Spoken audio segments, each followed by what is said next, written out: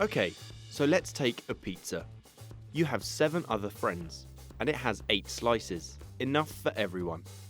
But let's say you're super hungry and decide to eat 3 slices. Then we can say that you ate 3 out of 8 slices of pizza.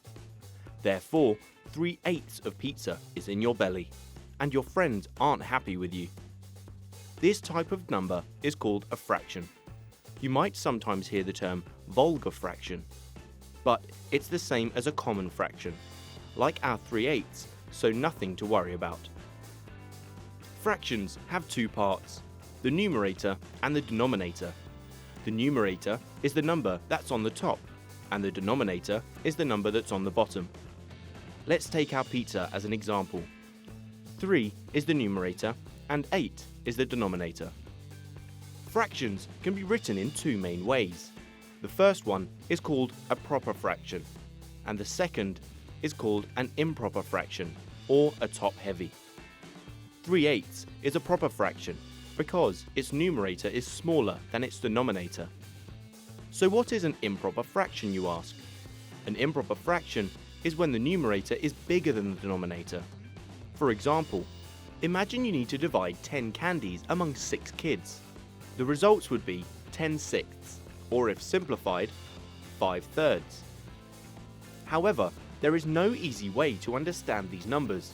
It would be much easier for me to tell you that to split 10 candies among 6 people, you would have to give each person 1 candy and a bit.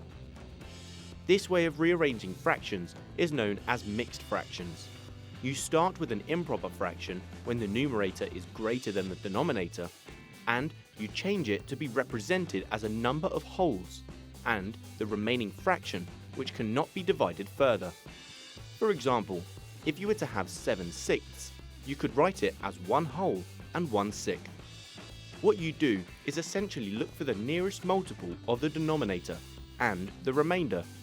For example, if you were to have 15/7, you know that 14 is the closest number that is smaller than 15 and divisible by 7. From there, you rewrite 15 as 14 plus 1. What you are left with is 14 plus 1 over 7. Now, we know that 7 goes into 14 exactly twice. Therefore, our fraction is equal to 2 1/7. This process can also be reversed if you want an improper fraction instead of a mixed fraction. To do this, you multiply the whole number with the denominator and add the result to the numerator. For example, in this case, you would have 2 times 3, which equals 6. Adding 1, we get 7.